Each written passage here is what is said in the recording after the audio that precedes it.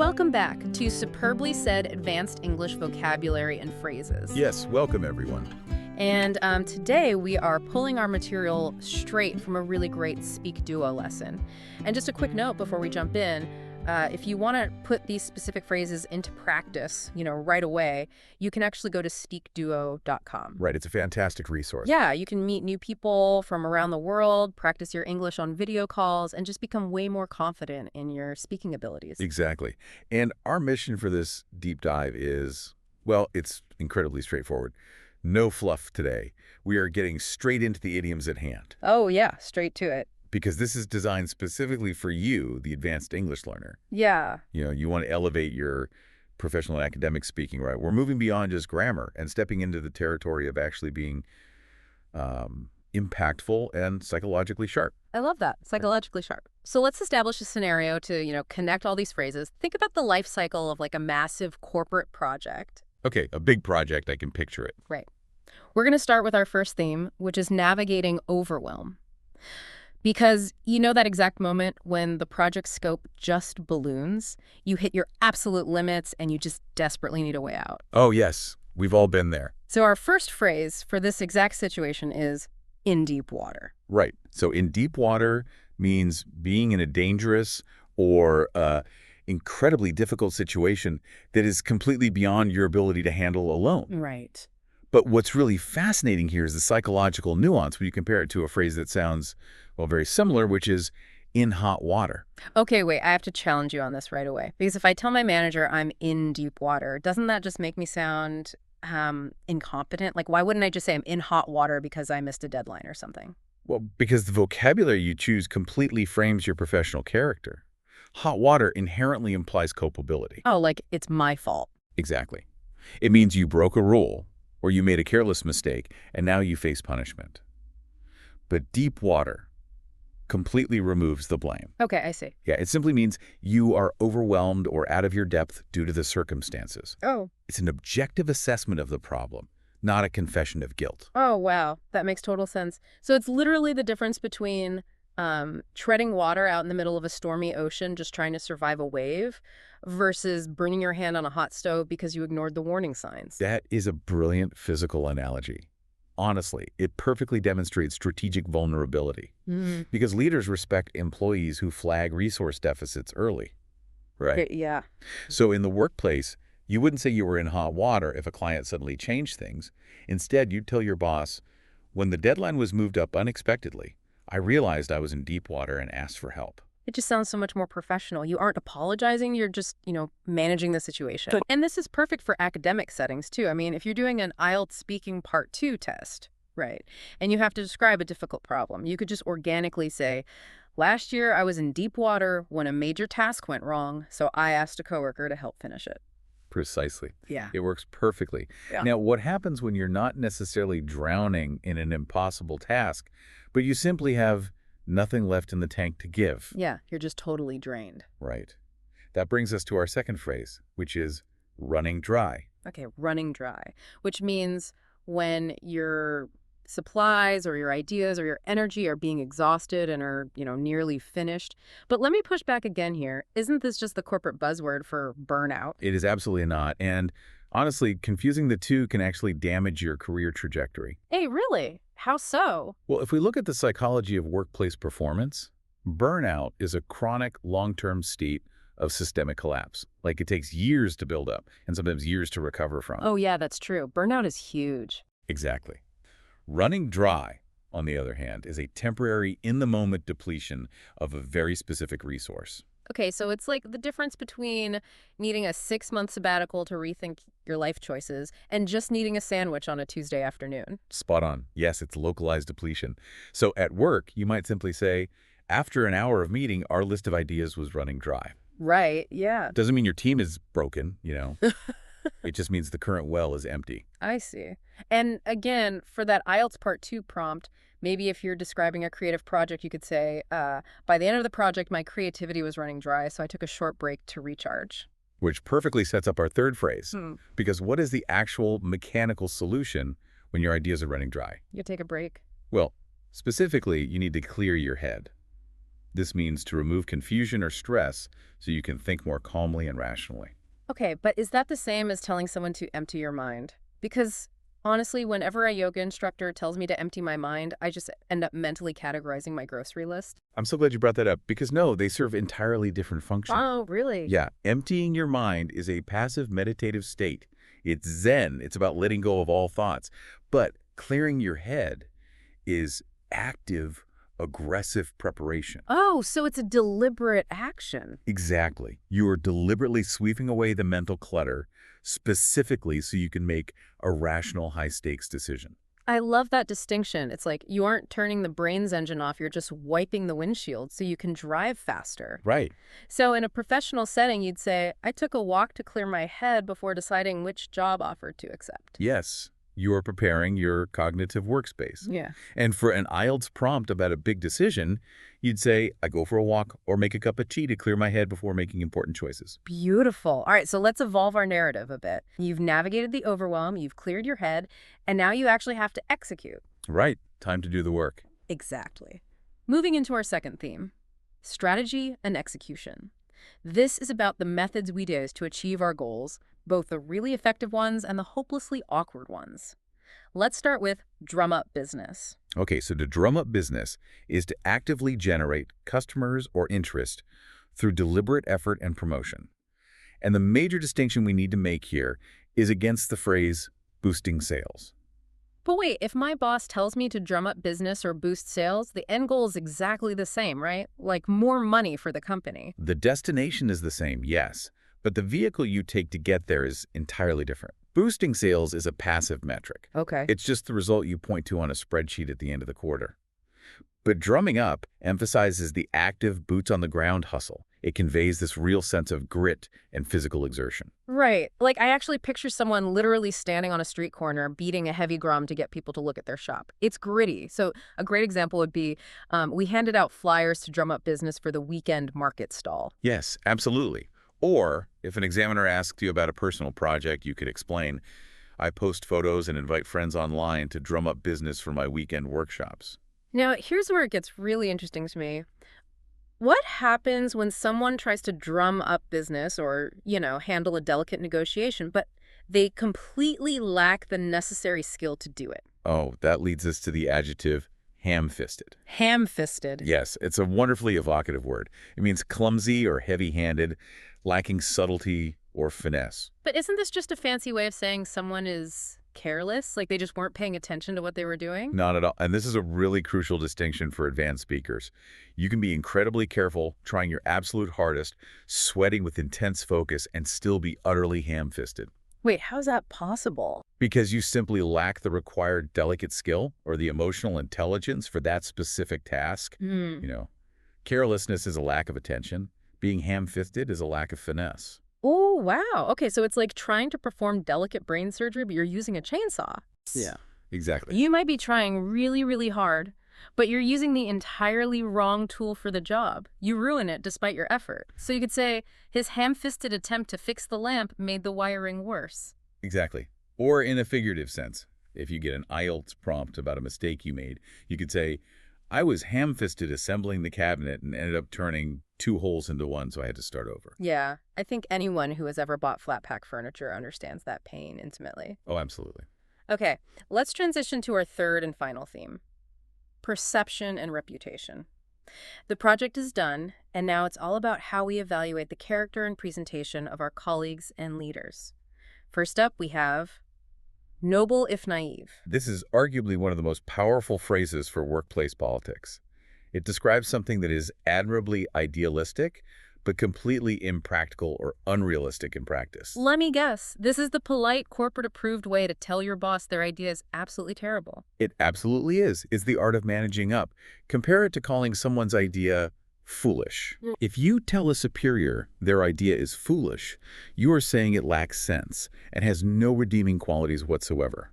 Their ego will immediately trigger a defensive response. Oh yeah, they'd be furious. But if you call a plan noble, if naive, you are providing a psychological safety net. You validate their good heart and pure intentions, even while firmly explaining why the math simply won't work. So it's the spoonful of sugar to help the rejection go down. Like, look, his plan to solve every problem overnight was noble if naive. Precisely. You disarm them by acknowledging the good intent. And if you're asked to describe an impractical idea you had yourself, you might say, I tried to organize a charity event all by myself.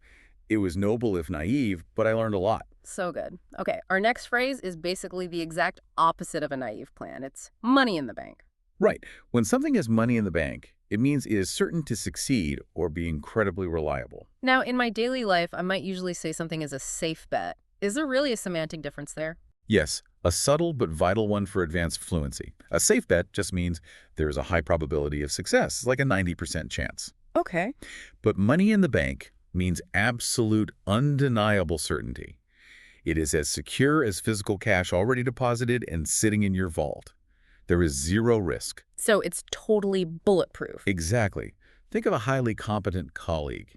You'd say, her ability to calm a room is money in the bank for any meeting she leads. Meaning she will never, ever fail to calm that room down. And for a personal skill in an interview, maybe?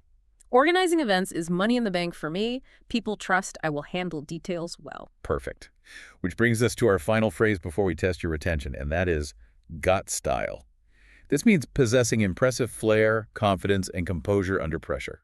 And just to be crystal clear here, we are definitely not talking about their clothes, right? We aren't saying they are fashionable. Correct. In this figurative advanced context, having got style has absolutely nothing to do with your wardrobe or your tailor. It is entirely about executive presence and behavioral grace under fire. It's how you carry yourself when the walls are closing in. So if someone is getting aggressively grilled by the board of directors and they don't break a sweat, you could say, he answered the tough questions calmly and really got style in front of the audience. Exactly. Or, for a personal compliment, people say I got style when I stay calm during presentations and make everything look effortless. Fantastic. All right, it is time for the superbly said interactive quiz. We're going to test how well you've retained the nuances of everything we just discussed. Sounds good. So I'm going to read a question and 3 exact options. Option A, option B, and option C. For each one, I'll prompt you to pause the podcast, and then we will immediately break down the answer to see if you got it right. Let's do this. I'm ready when you are. Okay, question 1. Which sentence uses the idiomatic phrase, in deep water, correctly based on context? Option A. The highly experienced professional scuba diver confidently plunged directly into that deep blue water. Option B. The completely exhausted young university student unfortunately managed to quietly sleep shorter tonight comfortably. Option C. After those sudden massive budget cuts, our development team was truly in deep water. Feel free to pause the podcast here if you need to think about the answer. So the correct answer is option C. In deep water. When you're in deep water, you are in a difficult situation. Being in deep water means being overwhelmed beyond your ability to handle it alone. Remember our earlier example about the major task going wrong and having to ask a coworker for help. That is the essence of being in deep water. Excellent. All right, question 2.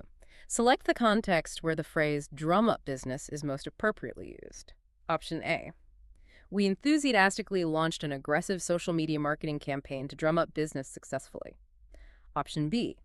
The highly talented professional musical marching band leader started to quickly drum up rhythm. Option C. The deeply confused retail sales assistant accidentally attempted to loudly hum some witness tonight. Feel free to pause the podcast here if you need to think about the answer. Option A is the correct answer, drum up business. To drum up business means to actively generate interest in customers. When you drum up business, you are putting in that active hustle and promotion. This connects perfectly back to our example of handing out flyers to drum up business for a weekend market stall. Spot on. Okay, question 3. In which situation does someone accurately utilize the advanced adjective ham-fisted figuratively? Option A. The highly experienced traditional retail butcher angrily held the large smoked ham-fisted chunk tightly. Option B. His incredibly ham-fisted attempt to resolve the delicate corporate dispute unfortunately made things worse. Option C. The highly organized warehouse inventory manager quickly verified that specific sweet jam listed today. Feel free to pause the podcast here if you need to think about the answer. The answer is option B, ham-fisted. Being ham-fisted means lacking subtlety or finesse. It's a ham-fisted approach when you are incredibly heavy-handed in a situation that requires a delicate touch. Just like our earlier example of the clumsy ham-fisted attempt to fix the lamp that actually ended up making the wiring worse. Right, like doing brain surgery with a chainsaw. Okay, question 4.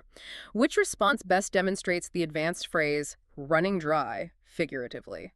Option A. After hours of intense conceptual brainstorming, our creative marketing ideas were clearly running dry.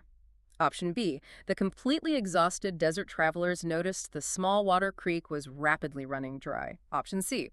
That incredibly intelligent, innovative corporate startup founder remains an exceptionally talented, clever, cunning guy. Feel free to pause the podcast here if you need to think about the answer. The correct answer is option A, running dry. Remember, we are explicitly looking for the figurative use of running dry here. When your ideas are running dry, your specific mental resources are depleted. Running dry is a temporary state, just like our example where creativity and ideas were fading after an hour of a long, intense meeting. Perfect. Question 5. How would a professional accurately use the phrase, clear your head figuratively? Option A. The highly experienced professional hairstylist carefully decided to completely clear your head tonight. Option B. The incredibly confused, clumsy hotel maintenance worker accidentally attempted to rapidly steer your bed. Option C. Taking a peaceful, solitary walk outside helped him successfully clear his head completely today. Feel free to pause the podcast here if you need to think about the answer. It is option C, clear your head. You clear your head to remove stress and confusion. When you clear your head, you are actively preparing your mind to think rationally. Think back to our example of taking a walk to clear your head before making that big, concrete decision about a job offer. Moving right along. Question 6.